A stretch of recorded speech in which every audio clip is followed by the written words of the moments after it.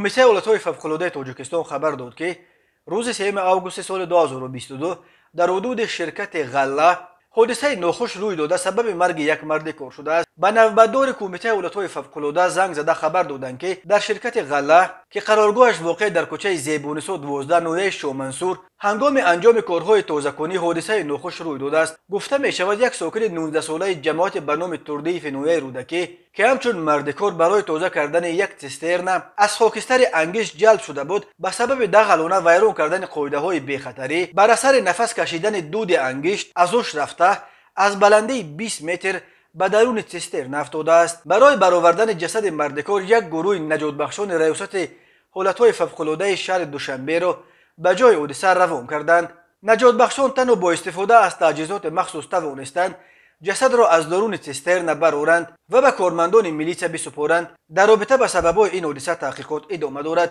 کمیته حالتهای فوق‌العاده از جای حادثه ویدیویی را نیز نشر کرد که در آن چگونه دست به کار شدن نجات بخشان انعکاس یافته است.